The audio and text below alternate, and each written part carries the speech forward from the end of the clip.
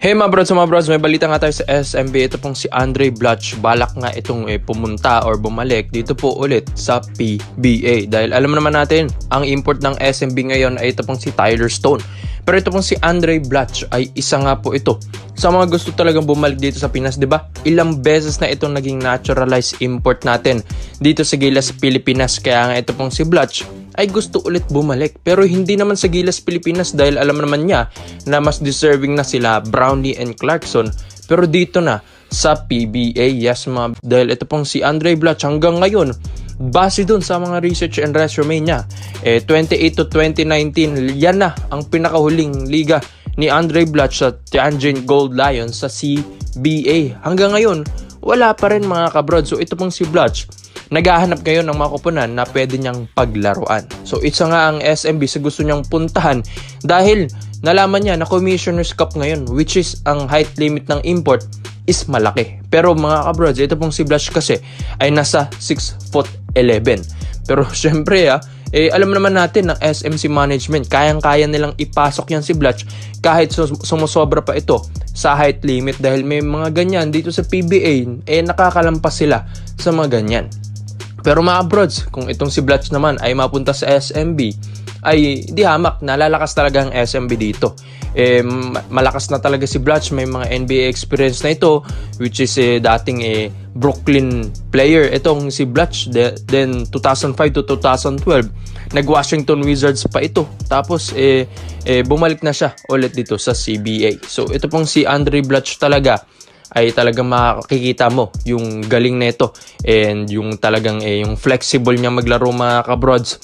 Dito naman sa SMB kasi meron na silang Junmar Fajardo. Pero ito pong si Blatch, he can play forward doon mga brods kung saan pwede siyang tumira ng mga tres and tumira ng mga jumpers, perimeter. And yan ang isa sa mga gusto rin ng SMB dahil minsan inconsistent yung mga shooting ngayon ng SMB mga kabrods. Pero ito pong si Andre Blatch, CBA champion na rin ito dati ng 2017. And marami na itong napatunayan sa Gilas, Pilipinas kung saan naging first World Cup din natin na yun noong 2013 kung saan doon natin naramdaman yung puso talaga ng isang Andre Blatch. Mga kabrods, within ilang years, nakapasok ulit tayo ng FIBA World Cup noong 2013 na yan. Pero ikaw mga brods, sa lahat po ng mga SMB fans, alam naman natin, ito pong si Blatch talaga ay malakas. Pero sa edad na 37 years old, sa tingin nyo ba, makakatulong ba ulit ito pong si Andre Blatch dito po sa SMB? Knowing na nandun yung mga ilan niyang mga teammates dati sa Gilas, Pilipinas, like Junmar Fajardo, Marshall Lassiter, Chris Ross, and iba pa. And si Jay Perez mga brods. Pero hindi na niya ata naabutan yung si Perez. Pero ikaw mga brods, sa tingin nyo ba? Komento mo lang ha. Opinion mo dyan mga brods. At isa-isa yan. Dito naman po tayo sa kabilang balita naman natin mga kabrods. Tandaan nyo, di ba? Bago ang Asian Games, kinuha na ni Coach Tim Cone ito pong si Terrence Romeo as their roster mga brods. Hindi nga lang na pinala dito pong si Romeo dahil hindi nga pinasa ni Coach Chot Reyes sa 60-man lineup. Itong si Romeo doon. So wala doon si Romeo sa list. So ito pong si Coach Tim Cone. So sa lahat-lahat ng mga PBA players na pwede niyang tawagan or tawagin, si Romeo at si Abueva ang isa sa mga nagustuhan niyang kunin dito sa Asian Games mga kabrods. Kung tutuusin nga kung nandyan si Romeo and Calvin Abueva and Mo Tautua, mas mapapadali sa Gilas ang mga laruan dito sa Asian Games. Mas magiging smooth sila na makuha ang gold medal against Jordan, 'di ba mga kabrods? So, syempre congrats din sa kay Coach Tim Cone for winning the gold medal. And isa sa mga rason kung bakit gusto niya kunin si Terrence Romeo mga kabrods, dahil gusto niya yung laruan ni Terrence. Yes mga kabrods.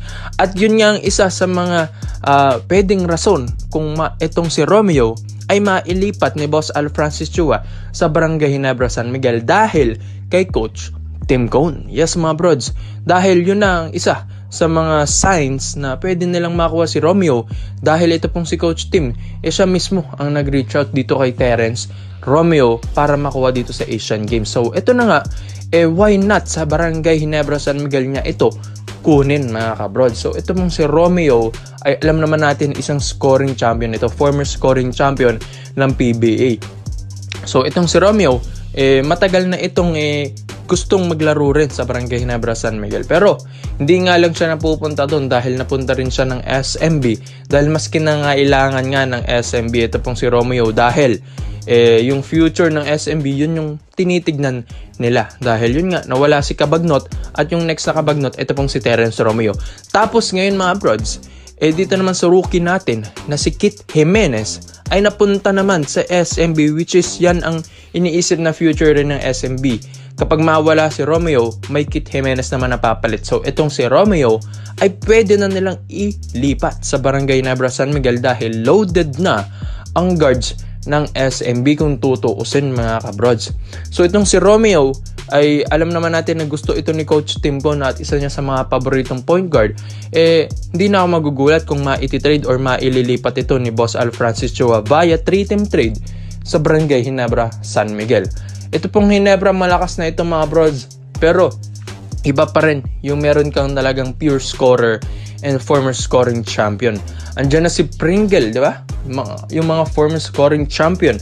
And ililipat mo pa si Terence Romeo sa Ginebra. So ang lakas na talaga ng Ginebra mga kabrod. Sina Malonzo, sina Stan Hardinger, Scary Thompson. May mga talagang smooth shooter ka pa dyan. Talagang malakas na ang Ginebra kung tutusin. Kung malipat man si Terence Romeo mga brods. Kung si Romeo ang mapunta sa Ginebra, para sa akin mga brods, mas tataas ang scoring ability ng Barangay Ginebra San Miguel at mas lalakas sila next season ngayong Commissioner's Cup 2023. At malapit na rin yan mga kabrods ha. Yun nga, November na rin next month ang Commissioner's Cup dahil minove ito ni Commissioner Willie Marshall mga kabrods. So sa lahat po ng mga Barangay Ginebra fans, sa tingin nyo ba mas gaganda ba ang laruan ng Ginebra kung ito pong si Coach Tim ay makuha niya ang paboritong point guard niya sa lineup next season? Kaya komentong mo lang ang opinion mo dyan mga brods at isayin natin yan. So salamat po sa panonood mga brods at this is Overrated Highlights na lang. I'm out. I'm grinding like a pro skater, baby mama bugging, I'm so quick to hit ignore. Buku bitches in my bed, I got scales all on my floor, I got money on the line, plus I'm clocking.